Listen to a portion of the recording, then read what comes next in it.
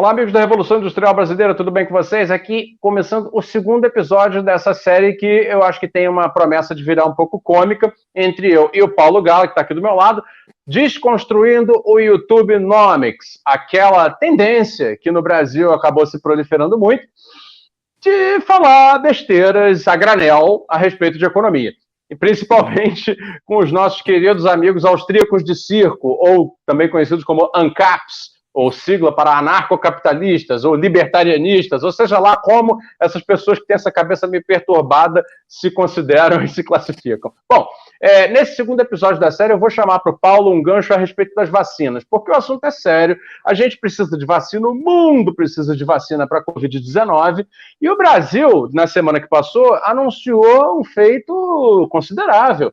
O Instituto Butantan, que é uma entidade pública da área de saúde pública do governo de São Paulo, que usa dinheiro público, portanto, dinheiro proveniente de impostos, dinheiro proveniente da sua contribuição, da contribuição das empresas, para devolver à sociedade um benefício, não preciso nem adjetivar, um baita de um benefício. Uma nova vacina produzida no Brasil, sem depender dos ingredientes farmacêuticos da China nem da Índia.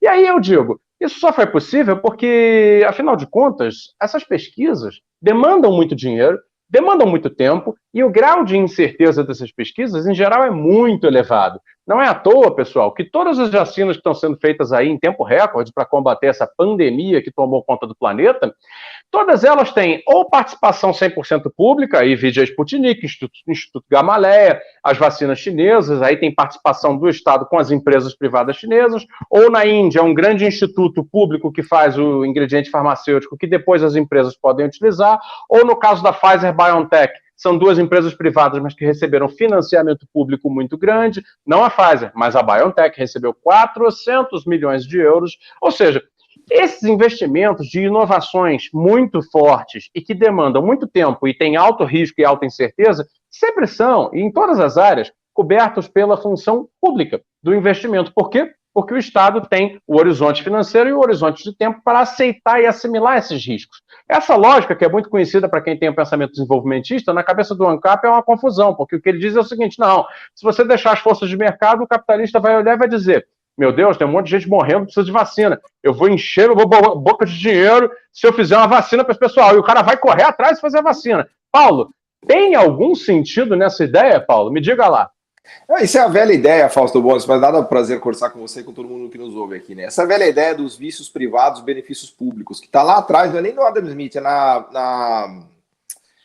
no Mendel, na coisa das abelhas, da fábula das abelhas, né? De que você tem vícios privados que te levam a benefícios públicos. Né? Em alguns lugares, claro, a ganância, né, do sistema capitalista faz o mercado funcionar. O Smith dizia que não é da benevolência do padeiro nem do açougueiro que a gente tem nosso pão e nossa carne. Ocorre que objetivos públicos não são objetivos privados muitas vezes. Por exemplo, questões de saúde, questões de educação, questões de desigualdade. Saúde é o melhor exemplo. Isso que você trouxe das vacinas é um baita exemplo do que está acontecendo hoje na pandemia. A gente só tem vacinas porque o governo tomou a iniciativa de fazer investimentos em pesquisa e desenvolvimento que as empresas privadas não quiseram. Por que elas não quiseram? Porque não era do horizonte delas. Ninguém sabia que ia ter uma pandemia, que ia ter um vírus, que ia ter esse efeito devastador que a gente está vendo. O caso que você não citou também, só para concluir, dos Estados Unidos, o grande investidor nas vacinas, por incrível que pareça, foi o Pentágono. Lá atrás, em 2003, o Pentágono começou a investir muito dinheiro para pesquisar vacina contra a arma biológica, porque começaram a surgir ataques com antrax, vocês devem se lembrar, e o Oriente Médio havia muita acusação de que eles tinham armas químicas. Inclusive, uma das desculpas que se deu para invadir o Iraque foi armas químicas e biológicas. Né? No final do dia não tinha nada disso, mas o fato é que o Pentágono e o Ministério da Defesa, especialmente o braço DARPA, que é o braço de desenvolvimento e pesquisa do governo americano, parênteses, Fausto, eles gastam mais de 500 bilhões de dólares por ano. Tá? O maior estado desenvolvimentista do mundo é o americano, disparado. É que ele está escondido lá dentro do Pentágono, mas para quem tem um mínimo, né, de senso crítico, não é difícil perceber. Mas o fato é que eles despejaram bilhões em pesquisa de vacinas, né? E agora ela veio a calhar. Justamente as vacinas de RNA mensageiro vieram todas das pesquisas do Estado americano, né? Do dinheiro público, da tributação, do dinheiro do contribuinte que foi levado para isso. E que é o que faz sentido numa vida em sociedade e em comunidade. Aliás, a pandemia é um belo exemplo disso. Se você tirar o mercado agora na pandemia, não precisa dizer que o Brasil foi desde logo o país que menos levou a sério a pandemia. Como a gente tem um governo negacionista em todos os seus ministérios, né, da saúde, meio ambiente, relações internacionais, economia, a atitude do governo brasileiro em relação à pandemia sempre foi negacionista. Não, uma gripezinha, não tem problema, não, né, só vai morrer quem é mais fraco, né, uma visão quase que eugenista, né? E tá aí o resultado, a gente está com 100 mil mortes, 100 mil novos casos, mais de 300 mil mortes. O Brasil hoje é o epicentro da pandemia no mundo, né? Dos 400 mil novos casos diários, 100 mil estão no Brasil. Por quê? Porque o governo não ocupou o papel e vamos dizer assim, ele não exerceu a liderança que ele deveria ter exercido no combate à pandemia. Então tá aí um belo exemplo, né, de soluções de mercado que não funcionam, né? Então a vida em sociedade apenas regulada por mercado nos leva a um estado de barbárie. Essa é a grande questão. Os seres humanos, eles não são capazes de entre si chegar em regras, vamos dizer assim, minimamente básicas e funcionais de convívio, né? Eles precisam de regulação de regras, de um Congresso, de um Judiciário, de um Supremo, né? Porque senão vira realmente barbárie, né? Então, e é assim que o mundo funciona, né, Fausto? Só no YouTube, no YouTubenomics, que existem pessoas, em geral jovens, né, capazes de imaginar um mundo exótico onde as pessoas individualmente se entendem e não precisa de um terceiro para regular, para fazer regras, etc, etc, né? É verdade. É isso, né? Os austríacos de circo na sua atividade circense, não é? Essa questão da vacina foi muito impactante para mim, porque eu tenho recebido notícias de colegas meus que já faleceram, sabe? Eu perdi um colega jornalista nosso aí da área de cobertura da indústria e tal, né? Um cara muito querido, assim, um veterano da área. Ele tinha seus 60 anos, faleceu, etc. E aí, quer dizer, se nós tivéssemos tido desde antes uma vacina nacional que não dependesse de envios, né, de insumos de países tão distantes e de envios irregulares desses insumos e ainda o processamento disso no Brasil, talvez ele tivesse sido vacinado antes. Agora é isso, para um pessoal cuja frase lema é dita pela Margaret Thatcher, né, there is no such thing as a society, ou seja, essa coisa de sociedade nem existe, não é? Que essa frase, quer dizer, ela é a própria negação da vida coletiva. Aí realmente você começa a entender qual é o projeto desse pessoal. O projeto desse pessoal, de fato, é a barbárie. Só que eu acho que eles não percebem a que ponto chega, né, essa utopia, né, individualista deles. Diga.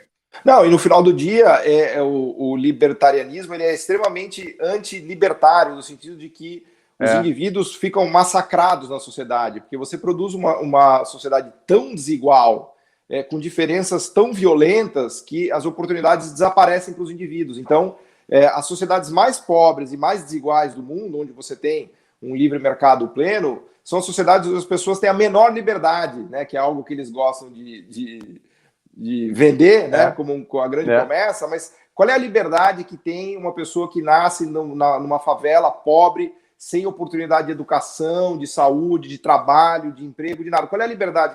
Ela não tem liberdade, né? Quem garante a liberdade dela é o Estado, que é capaz de fornecer educação pública, saúde, eventualmente um emprego ou uma renda mínima para ela sobreviver. Então, é justamente o contrário, né? Uma sociedade sem regulação, sem Estado, ela massacra as liberdades individuais, no sentido de que ela não dá oportunidade para quem está muito embaixo, quem é muito pobre, quem está numa situação muito desfavorável, né?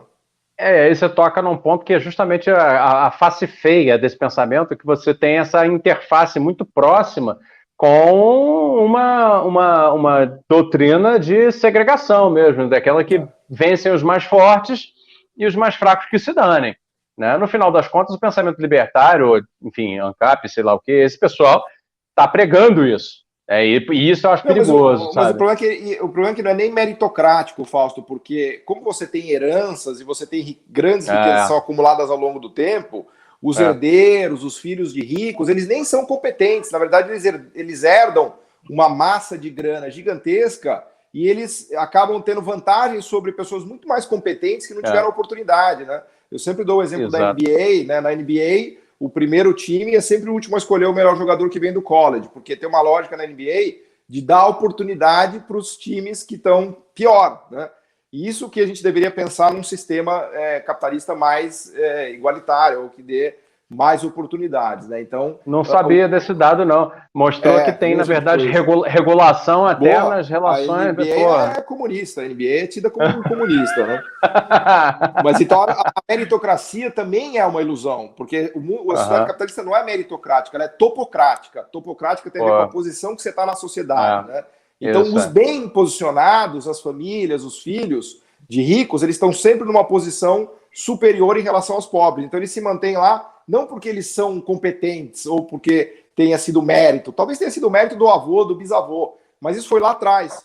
Tanto é que o imposto de herança é o pilar de redistribuição de renda dos países ricos, que é um outro mito, né? Que eles dizem que não tem tributação. A tributação no Reino Unido, nos países nórdicos e nos Estados Unidos é gigantesca, Fausto. 40%, 50% da renda. O imposto sobre herança é brutal, porque as sociedades ricas já sacaram que sem tributação de herança você não consegue reequilibrar o campo de jogo, porque uma família rica ela fica infinitamente rica, né? É isso aí. É isso, o capitalismo produz assimetrias e, apesar de produzir benefícios, precisa ser regulado para que as assimetrias não engulam o próprio capitalismo e junto à sociedade. Exatamente. É isso, né? É isso. Perfeito, pessoal. Então, esse foi o segundo episódio da série Desconstruindo o YouTubenomics. E aí, vamos manter esse trabalho. Compareça aqui no terceiro vídeo que a gente vai lançar ainda essa semana. E você, por favor, se tiver ouvido alguma ideia escandalosa dessas assim, que você fica, meu Deus, como é que ele pode dizer isso? Traz pra gente no comentário, assim, a gente vai ter prazer de receber suas sugestões e pá neles no próximo vídeo aí. E aí citamos você também como colaborador, tá bom? Obrigado, Paulo. Até uma próxima. Obrigado. Desconstruindo o YouTubenomics. Um abraço.